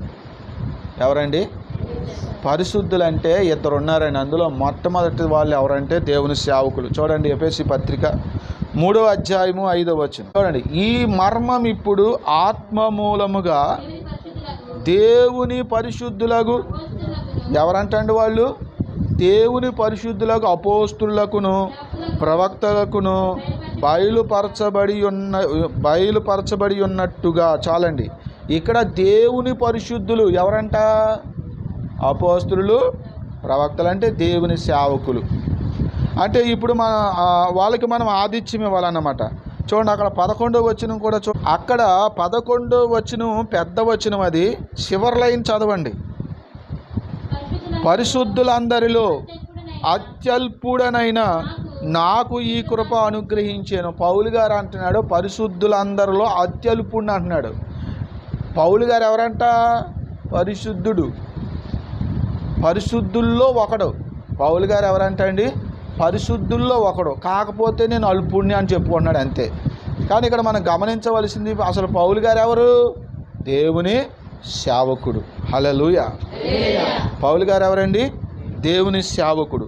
కాబట్టి పరిశుద్ధులకు ఆతిథ్యం ఇవ్వండి, శ్రద్ధగా ఆతిథ్యం ఇవ్వండి అని ఈ వచనం ఎందుకు ఎవరి గురించి చెప్తుందంటే, దేవుని సేవకులకు మనము ఎలాంటి వారమై ఉండాలి, ఆతిథ్యం ఇచ్చేవాటి వారంగా ఉండాలి అనేది మొదటి విషయం తెలియజేస్తుంది. చూడండి, ఇంకా మీకు చెప్తాను. ఫిలిప్పీలకు రాసిన పత్రిక 4వ అధ్యాయం 15వ వచనం. ఫిలిప్పీలకు రాసిన పత్రిక 4వ అధ్యాయము 15వ వచనం. ఫిలిప్పీలారా, సువార్తను నేను బోధింపనారంభించి మాసిదోనియలో నుండి వచ్చినప్పుడు ఇచ్చు విషయములోను పుచ్చుకొని విషయములోను మీరు తప్ప మరి ఏ సంఘపు వారును నాతో పాలువారు కాలేరని మీకే తెలియను. యాలయనగా దశలోనికలో కూడా మీరు మాటికి నా అవసరము తీర్చుటకు సహాయము చేసి తిరిగి అధ్యాయంలో మనం చదివితే పౌలు గారికి ఆ సంఘస్థులు, ఫిలిప్పీ సంఘస్థులు ఏ విధంగా సహకారం చేశారో, ఆయనకి ఏ వస్తువులు కూడా పంపించారట. అంటే తినడానికి కొన్ని తిండి బండారాలు కూడా పంపించారు. మా కింద మనం చదివితే ఎవరి చేత పంపించారో కూడా అక్కడ కింద పేరు రాశాడు. ఎపఫ్రోదితు వలన నేను పొందాను అన్నాడు. 18వ వచనంలో చదివితే, నాకు సమస్తమును సమృద్ధిగా కలిగి ఉన్నవి మీరు పంపిన వస్తువులు ఎపఫ్రోదితు వలన పుచ్చుకొని ఏమీ తక్కువ లేక ఉన్నాను. అవి మనోహరమనియు సువాసనయు దేవునికి ప్రీతికరమును ఇష్టమునైన యాగమునై ఉన్నది అన్నాడు అక్కడ. అంటే పరిశుద్ధుల కంటే దేవుని సేవకులకు ఆతిథ్యం ఇచ్చేటువంటి వారంగా ఉండాలి. ఎంతమంది చేస్తారు ఇలాగా? క్రైస్తవులు అందరూ చేయరు. ఎవరో దేవుని బిడ్డలో వారైతేనే ఈ పనులు చేయగలుగుతారు, లేకపోతే చేయలేరు, శ్రద్ధగా చేయలేరు. కాబట్టి పరిశుద్ధులు అంటే నెంబర్ 1 సేవకులు. రెండవదిగా మనం ఆలోచన చేయగలిగితే పరిశుద్ధులు అంటే విశ్వాసులు కూడా. ఏంటండి? విశ్వాసులు. మరి విశ్వాసులు పరిశుద్ధులైతే పరిశుద్ధులకి ఆతిథ్యం ఇవ్వండి అంటే విశ్వాసులకే చేసుకుంటారా అని అనే ప్రశ్న వస్తుంది. విశ్వాసులమైన మనము పరిశుద్ధులని పిలువబడుతున్న దేవుని సేవకులకి మనం ఆతిథ్యం ఇవ్వాలి. సేమ్ టైం అలాగే సంఘానికి కూడా, అంటే విశ్వాసులైన సంఘానికి కూడా మనము ఆతిథ్యం ఇచ్చేటువంటి వారుగా ఉండాలి. దేవునికి స్తోత్రం. అందుకే కదా అప్పుడప్పుడు కోటాలు పెట్టుకుని, ప్రార్థనలు పెట్టుకుని, వచ్చిన వారందరికీ భోజనాలు పెట్టుకుని, ఏమండి మనం ఎంతగానో దేవుణ్ణి ఆరాధిస్తూ ఉన్నాం. చూడండి, ఒక మాట చూపిస్తాను. కొరింథీయులకు రాసిన పత్రిక 16వ అధ్యాయం 1వ వచనం. పరిశుద్ధుల కొరకైన కానుక విషయంలో నేను గలతీయ సంఘములకు నియమించిన ప్రకారము మీరును చేయుడి. నేను వచ్చినప్పుడు సందా పోగు చేయకుండా ప్రతి ఆదివారమున మీలో ప్రతివాడును తాను వర్ధిల్లిన కొలది తన యొద్ద కొంత సొమ్ము నిలువ చేయవలెను. నేను వచ్చినప్పుడు మీరు ఎవరిని యోగ్యులని ఎంచి పత్రికలు ఇత్తురో వారి చేత మీ ఉపకార ద్రవ్యమును యెరూషలేమునకు పంపుదును. అది ప్రతి ఆదివారం కూడా మీరు ఒక సందా పోగు చేయండి. ఎవరి కోసం? గలతీలో ఉన్నటువంటి సంఘ విశ్వాసుల కొరకు. ఎందుకంటే అక్కడ చాలామంది పేదవాళ్ళు ఉన్నారు, తినడానికి కూడా గతి లేని పరిస్థితుల్లో ఇబ్బందులు పడుతున్నారు. కొంచెం మీరు ఆర్థికంగా పరిపుష్టిగా ఉన్నారు కాబట్టి మీరు కొంత సందా పోగు చేయండి. నేను వచ్చినప్పుడు అప్పటికప్పుడే పోగు చేయకుండా ప్రతి ఆదివారము పోగు చేయండి. అంటే ఆదివారం ఎలాగొస్తారు కాబట్టి వచ్చినప్పుడు, అయ్యా నేను అదిగో ఆ గలతీ సంఘాలు పంపడానికి ఈ సందా ఇస్తానని చెప్పి మీరు ఎవరికైనా ఇస్తే అది దాస్తారు. నేను వచ్చినప్పుడు అది ఎవరు యోగ్యులని చెప్తారో వాళ్ళ చేత అక్కడికి పంపిస్తాను, వాళ్ళకి సహకారంగా అంటున్నాడు. దేవునికి స్తోత్రం కలుగాలి. అది అంటే ఆదివారం మన కానుకలు వేస్తాం కదా, అది కాదు. మనం అందరం ఆదివారం కానుకలు వేస్తాం. కానుక ఎవరికి? కానుక దేవుని పేరట సేవకుడికి ఇస్తున్నాం. మనం గుర్తుపెట్టుకోవాలి. ఇప్పుడు ఒక సేవకుడిగా నేను మీ ఇంటికి వచ్చాను అనుకోండి, మీ కొరకు ప్రార్థన చేశాను. నేను కానివ్వండి, లేకపోతే ఏదైనా సేవకుడు అని వస్తాడు, ప్రార్థన చేస్తాడు. అప్పుడు మనం ఏం చేస్తామండి? తోసినంత కానుక ఇస్తాం. 10 రూపాయలు ఉంటే 10 ఇస్తాం. కొన్నిసార్లు కొంతమంది 20 ఇవ్వచ్చు, 50 ఇవ్వచ్చు, 100 ఇవ్వచ్చు, ఏమో చెప్పలేము. దేవునికి స్తోత్రం. వారికి కలిగిన కొలది వాళ్ళు సంతోషంగా సేవకుడు మా కొరకు ప్రార్థించాడు అని చెప్పి వారి కష్టానికి ప్రతిఫలంగా మనం ఏం చేస్తామో కానుకిస్తాం. మరి ఆదివారం కూడా మనం దేవుడిని ఆరాధించడానికి, ఆదివారం కావచ్చు, శుక్రవారం కావచ్చు, లేకపోతే ఇతర ప్రార్థన సమయాల్లో కావచ్చు, దేవుని సేవకులు మనల్ని ఆరాధనలో నడిపించి మన కొరకు ప్రార్థన చేసి మనకు చక్కగా దేవుని వాక్యాన్ని బోధిస్తున్నారు కాబట్టి, వారు ఇంతగా కష్టపడుతున్నారు కాబట్టి మనం ఏం చేస్తాము, మనకి ఎంతో కొంత తోసిన కానుక దేవుని పేరట సేవకుడికి ఇస్తాం. నేరుగా ఇంటికి వచ్చినప్పుడు మనం ఏం చేస్తాం, చేతికి ఇస్తాం. మరి ఇక్కడ ఏం చేస్తాము, కానుక పెట్టలేస్తాం. అంటే ఒక పెడతాం, అందులో వేయండి అని అందులో వేస్తాం. అర్థమైందా మీకు? అదనమాట. ఈ కానుక కాదు, అక్కడ ఎక్కడో ఉన్నటువంటి వారికి, పరిశుద్ధులైనటువంటి గలతీలో ఉన్న వారికి పంపడానికి ఈ కానుక కాదు పౌలు గారు చెప్పేది. కొంత నిల్వ చేయండి. ఉదాహరణకు చెప్తాను.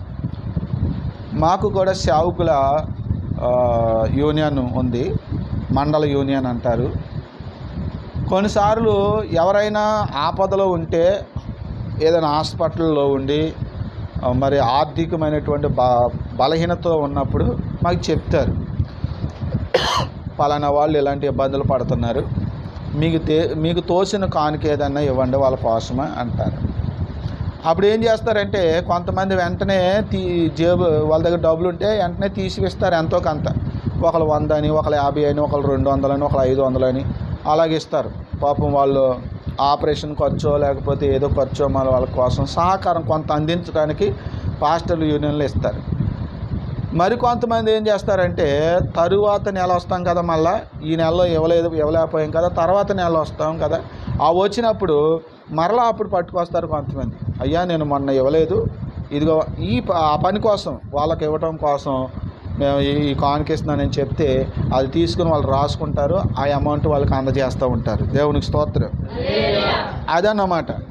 సంఘము కూడుకునేది ఎక్కువగా ఎప్పుడు కూడుకుంటారు, ఆదివారం తప్పనిసరిగా కూడుకుంటారు. కాబట్టి ప్రతి ఆదివారము ఈలాగున సందా పోగు చేయమంటున్నాడు వాళ్ళకి అప్పగించడానికి. అది దేవునికి స్తోత్రం. ఈ విషయం చాలామందికి అర్థం అవ్వాలి. అర్థం అవ్వక ఈ సందా అంతా వాళ్ళకి ఇవ్వాలి, వీళ్ళకి ఇవ్వాలి, వాళ్ళకి ఖర్చు పెట్టాలి, వీళ్ళకి ఖర్చు పెట్టాలి అనుకుంటారు. ఏది ఎవరికి ఖర్చు పెట్టాలో ఇక్కడ క్లియర్గా ఉంది. ఇంకొక మాట చెప్తాను చూడండి. రోమిలికి రాసిన పత్రిక 15వ అధ్యాయము 26వ వచనం. యాలయనగా యెరూషలేములో ఉన్న పరిశుద్ధులలో బీదలైన వారి నిమిత్తము మాసిదోనియా వారును అఖయ వారును కొంత సొమ్ము సందా చేయనిష్టపడిరి. అవును, వారు ఇష్టపడి దాన్ని చేసిరి. వారు వీరికి రుణస్థులు. చాలండి, దేవునికి స్తోత్రం. అంటే ఇలాగ అనుకున్నప్పుడు దానికోసం సందా పోగు చేసేవారు అన్నమాట. ఇలాగున పరిశుద్ధులకు సహకారులుగా మనం ఉండాలి, ఉండేవారంగా ఉండాలి. అలాగ ఉండాలి సంఘం, అలాగ అభివృద్ధి అవ్వాలి. అంటే తాను వర్ధిల్లిన కోల్దే, దేవునికి స్తోత్రం, తన పరిపుష్టిని బట్టి సహకారులుగా చేసే వాళ్ళుగా మనం ఉండాలి. ఒకటి, పరిశుద్ధుల్లో అవసరాల్లో పాలు పొందడం అంటే సేవకులకి ఆతిథ్యం ఇచ్చే విషయంలో, సంఘానికి కూడా ఆతిథ్యం ఇచ్చే విషయంలో ఉండాలి. ఇంకో క్రిస్మస్ పెడుతున్నామండి, మరి వచ్చే వాళ్ళకి భోజనాలు పెట్టాలనుకుంటున్నాం, మీరు ఎవరన్నా సహకారం అందించండి అంటే మన వంతు సహకారంగా రావాలి. ఉపాస కూటాలు పెడుతున్నాము, ఉపాస కూటాల్లో మరి ఖర్చులు ఉంటాయి, అలాగే వచ్చిన వాళ్ళకి భోజనాలు లాస్ట్ రోజున భోజనాలు పెట్టాలి. కాబట్టి మరి మీరు ఎవరైనా సహకారం అందించండి అంటే అప్పుడు సహకారులుగా నిలబడాలి. సేవకులు మీటింగ్ పెడుతున్నాము, సేవకులు వస్తారు మన సంఘాన్ని దర్శించడానికి కొంతమంది, కాబట్టి మీరు ఎవరైనా సహకారం అందించండి అంటే నేను ఉన్నానండి అని మనకి తోసినంత సహకారం మనం అందించే విధంగా ఇలాంటి విధంగా ఉండాలనేది ఈ 12వ అధ్యాయంలో పౌలు గారు చెప్తున్నారన్నమాట అండి. 13వ వచనంలో, పరిశుద్ధుల అవసరాలలో పాలు పొందుచు శ్రద్ధగా ఆతిథ్యం ఇచ్చుచుండుడి, మిమ్మును హింసించు వారి కొరకు మిమ్మును హింసించు వారిని దీవించుడు కానీ శపింపవద్దు. అంటే మనల్ని హింసించే వాళ్ళు కూడా, బాధ పెట్టేవాళ్ళు కూడా లోకంలో ఉంటారు. కాబట్టి వాళ్ళు ఏం చేయకూడదట, శపించకూడదట. వాళ్ళు దీవించాలి కానీ శపించకూడదు అంటున్నాడు. ఎందుకని? దీవెన ఎవడైనా భరిస్తాడు కానీ శాపం ఎవడైనా భరిస్తాడా చెప్పండి? భరించలేడు. అయితే ఇంకో విషయం మనం గమనించవలసింది ఏంటంటే, దేవుని రాజ్య సంబంధులు నిజంగా రక్షణలోకి వచ్చిన వారు పరిశుద్ధులు శపించారనుకోండి, ఏమవుద్ది? ఖచ్చితంగా శాపం వస్తుంది. అబ్రహాంతో దేవుడు ఏమో చెప్పాడో తెలుసా? నిన్ను దీవించు వారిని నేను దీవిస్తాను, నిన్ను శపించే వారిని శపిస్తాను. మనం కూడా దీవిస్తే దీవెన వస్తుంది, మనం కూడా శపిస్తే వాళ్ళకి శాపం వస్తుంది. యేసుప్రభు చెప్తాడు, భూమి మీద ఇద్దరు ఏకీభవించి దేన్ని బంధిస్తారో అది పరలోకమందు బంధించబడుతుంది, భూమి మీద మీరు దేన్ని విప్పుతారో అది పరలోకమందు కూడా విప్పబడుతుంది అన్నాడు. అంటే ఆ అధికారము ఉంది కాబట్టి మీరు గౌకుని ఎవరినైనా శపిస్తారేమో, శపిస్తే వాళ్ళకి శాపం వస్తుంది. కనుక తొందరపడి ఎవరిని మీరు శపించకండి అంటున్నాడు దేవుని బిడ్డలకి. చూడండి 15వ వచనం, సంతోషించు వారితో సంఘం ఎప్పుడు కూడా ఎలా ఉండాలంటే అండి, సంతోషించే వారితో సంతోషాన్ని పంచుకోవాలి, సంతోషంగా ఉండాలి. ఏడ్చేవారితో కూడా మనం ఏం చేయాలి? ఏడవాలి. విందు జరిగే ఇంటికి అందరూ వెళ్తారు, ఎవరైనా చనిపోతే ఇంటికి వెళ్తారా? అవండి. కానీ పాత నిబంధన గ్రంథంలో, ప్రసంగి గ్రంథంలో 7వ అధ్యాయంలో ఏం చెప్తున్నాడు? దుఃఖపడేవారి ఇంటికి వెళ్ళండి, వాళ్ళతో పాటు దుఃఖపడండి. అవసరమైతే ఎవరైనా బాధపడుతుంటే వాళ్ళతో పాటు బాధపడండి. సంతోషించారా? సంతోషించండి.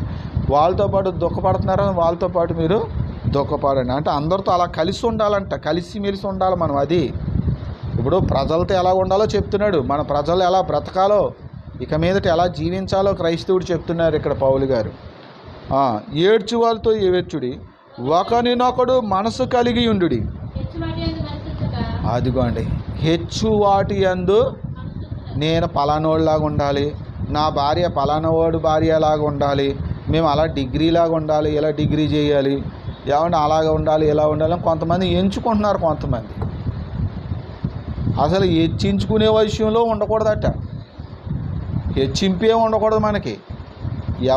ఎవరు కూడా ఘనతను వారు పొందలేరండి. దేవుడు ఇస్తేనే ఘనత వస్తుంది. కారులో వెళ్ళినంత మాత్రాన మన ఘనత రాదు, బండి మీద వెళ్ళినంత మాత్రాన ఘనత రాదు. ఏ కారు ఏ బండి లేకుండా నడిచి వెళ్ళినంత మాత్రాన కూడా మనకున్న గౌరవం కూడా పోదు. మనం వెళ్ళే వాహనాలు బట్టి కానీ, మనం ధరించేటువంటి వస్త్రాలను బట్టి కానీ, మనం నివసించే గృహాలను బట్టి కానీ మన విలువ పెరగదు. గుర్తుపెట్టుకోండి. కొంతమంది ఘనతను కోరుకుంటూ ఉంటారు. ఎందుకని ఘనత వచ్చేస్తుంది? మనకి ఎందుకు ఘనత వస్తుంది చెప్పండి? ఏం చూసి మనల్ని ప్రజలు గణపరచాలి? మనల్ని ఘనత అనేది అందరికీ రాదు, కొందరికే వస్తుంది. సేవకుడికి వచ్చే ఘనత వేరు, అది మీలో ఎవరికి రాదు. సేవకుడు అయితేనే ఘనత వస్తుంది. అది కూడా అందరి సేవకులకి ఘనత వచ్చేది.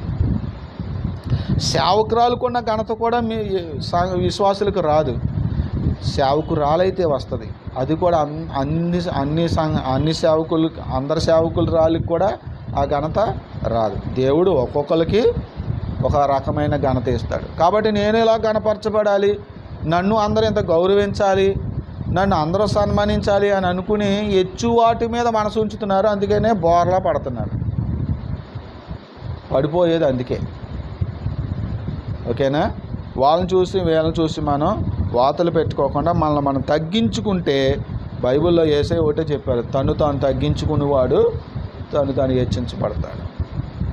ఇప్పుడు మనం వచ్చి ఎక్కడో కింద కూర్చున్నాం అనుకోండి, ఎక్కడికైనా వెళ్ళినప్పుడు, ఏ విందుకో వెళ్ళినప్పుడు, ఆ విందు ప్రధాని చూసి యేసయ్య చెప్పారు ఈ మాట, ఆ విందు ప్రధాని చూసి అయ్యో ఇక్కడ కూర్చున్నావేంటి, లేగు అని చెప్పి మనల్ని కూర్చోబెట్టాడు అనుకోండి, అప్పుడు ఏమొస్తుంది? మనకి ఘనత వస్తుంది.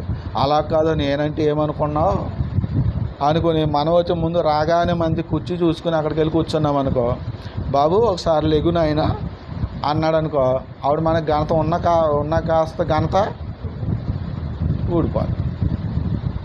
అదే అతను మనల్ని కూర్చోబెట్టాడు అనుకో, నీకు మరలా అక్కడి నుంచి మనల్ని లేవమండో, ఇంకొకరికి వెయ్యాలి కుర్చీ ఇది ఇయ్యి అన్నాడు.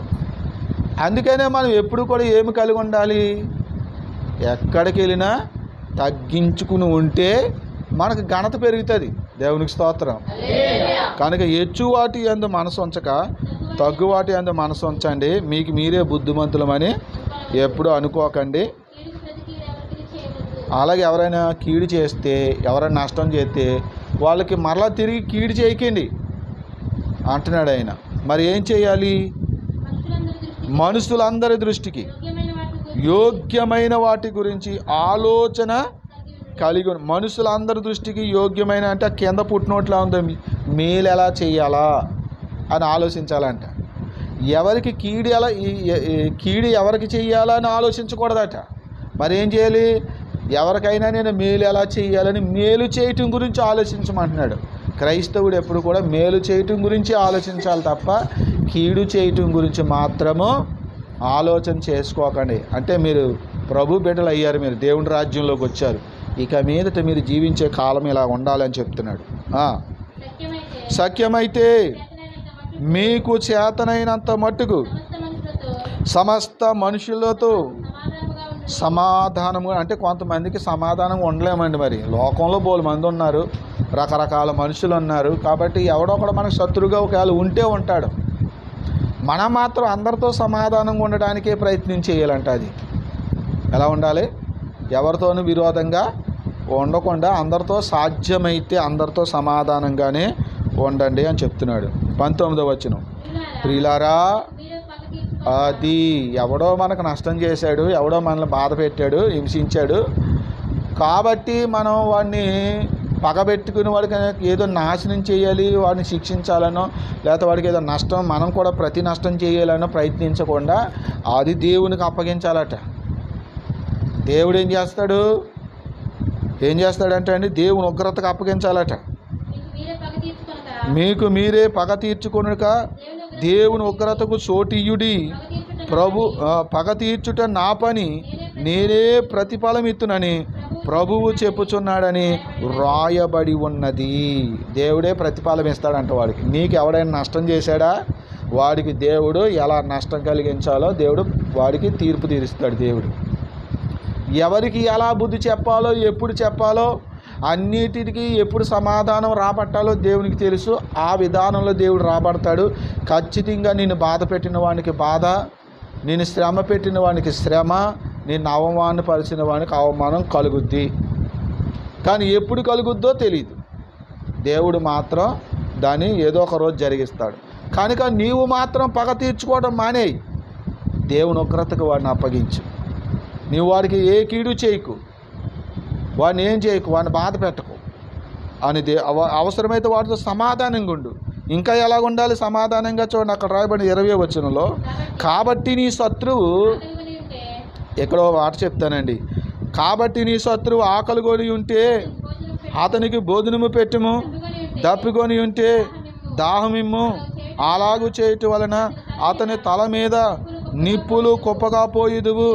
కీడు వలన జయింపగా మేలు చేత కీడును జయింపుము. ఇక్కడ మనం ఈ విషయాన్ని అర్థం చేసుకోవాల్సింది 20-21వ వచనంలో. బైబిల్ విమర్శించే వాళ్ళు ఇంకో రకంగా మాట్లాడతారు. ఈ వచనం ఎందుకు చెప్తుంది? ఈ మాటలు ఏంటంటే, మన ఊరిలో, మన గ్రామంలో, మన నివసించే ప్రాంతాల్లో ఎవరైనా మనకు శత్రువుగా ఉన్నప్పుడు వాడిని కొట్టేసి వాడిని చంపేస్తే ఏం లాభం చెప్పండి?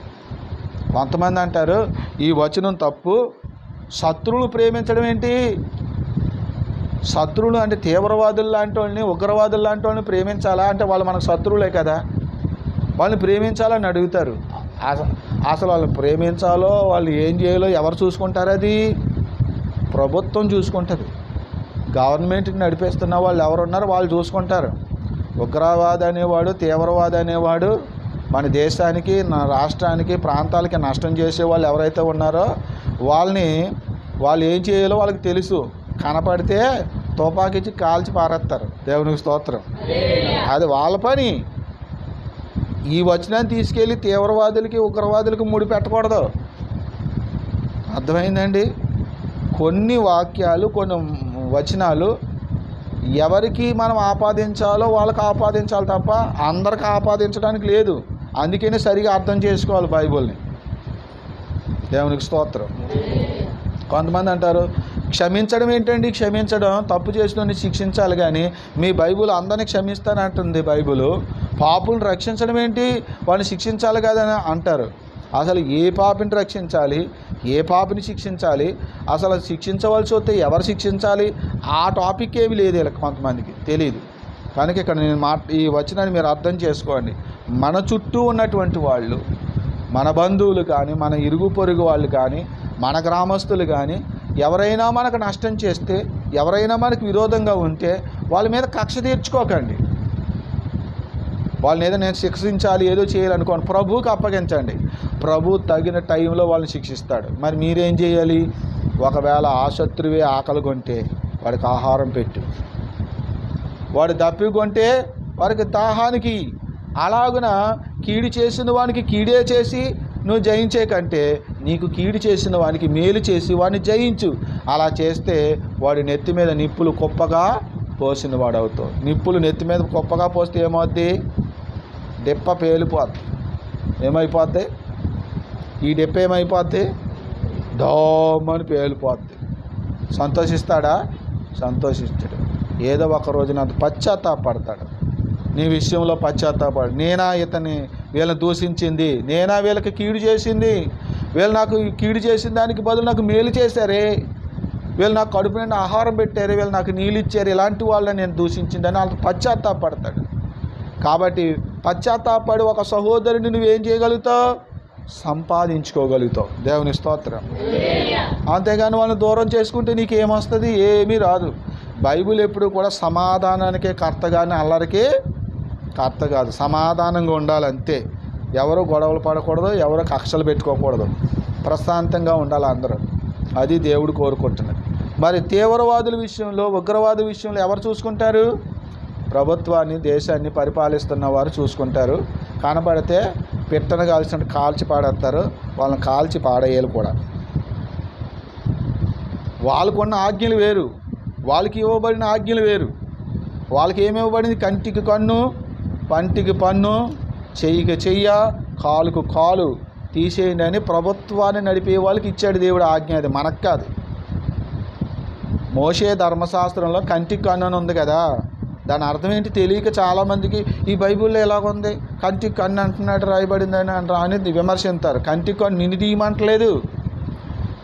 కన్ను పీకిన వాడు కన్ను పీకేసే బాధ్యత ఎవరిది? అధికారులది. కాలు ఎవడు చెయ్యని ఒకడు చెయ్యి నరికాడు అనుకోండి, ఆడి చెయ్యి నరికి అధికారం ఎవరికి ఉంది? అధికారులకు ఉంది, న్యాయాధిపతులకు ఉంది. వాళ్ళని చేయమంటున్నాడు అక్కడ దేవుడు. యూదులకు ఇచ్చిన ఆ ధర్మశాస్త్రంలో చెప్పాడు, అది కంటికి కన్ను పంటికి పన్ను వాళ్ళు చూసుకుంటారు. కనుక ఎవరిని శిక్షించాలో, ఎవరిని కాల్చిపారేయాలో, ఎవరికి మనశిక్ష విధించాలో ఇవన్నీ ప్రభుత్వం చూసుకుంటుంది. కానీ మన దగ్గరలో ఉన్నటువంటి మన సహోదరుల్లో, గ్రామాల్లో ఉన్నవాడు ఎవడైనా కొంచెం శత్రువుగా ఉంటే, శత్రువు అంటే ఆడు ఎవడో తీవ్రవాద ఆడు మాత్రమే కాదు కదా. కొంతమంది ఏమంటారు, మా అమ్మే నాకు శత్రువు అండి అంటాడు ఒక్కొక్కడు. మరి నిజంగా ఆవిడ శత్రువా? మా నాన్నే నాకు శత్రువు అండి అంటారు. లేదా మా అన్నదమ్ములే నాకు శత్రువు అండి అంటారు. ఇలా నా బంధువులే శత్రువులే, నా ఫ్రెండ్సే నాకు శత్రువులు అంటారు. మరి వాళ్ళని కాల్చి పారేస్తావా? కాదు. దేవునికి స్తోత్రం. అదనమాట. అసలైన శత్రువుకి వేరు, ఈ శత్రువులు వేరు, నువ్వు భావిస్తున్న శత్రువు వేరు. కనుక వాళ్ళని మేలు చేసి వాళ్ళని జయించు తప్ప వాళ్ళకి కీడు చేయాలని చూడకు. దేవుడు వాళ్ళకి ఎలా బుద్ధి చెప్పాలో అలా బుద్ధి చెప్తాడు. మీరే పగ తీర్చుకోకండి అని దేవుడు చెప్పాడు. ఇది ప్రియులారా 12వ అధ్యాయంలో ఇన్ని విషయాలు చెప్పాడు పౌలు గారు. ఎవరైతే రక్షణ పొందారో, ఎవరైతే నిజంగా దేవుని యొక్క రాజ్యంలో చేర్చబడ్డారో, ఎవరు దేవుని ఆత్మతో నింపబడ్డారో వారు ఇక మీదట ఎలా జీవించాలో ఇన్ని విషయాలు చెప్పారు. 13వ అధ్యాయం నుంచి కూడా చాలా విషయాలు ఉన్నాయి. 16వ అధ్యాయం వరకు ఆయన చెప్తూ వచ్చారు. అది మరలా రేపు మనం 13వ అధ్యాయం ధ్యానం చేద్దాం. అందరూ కూడా ప్రార్థనాపూర్వకంగా సిద్ధపడి రండి. ప్రార్థన చేసుకుని మనం ఈ కూడికను ముగించుకుందాం.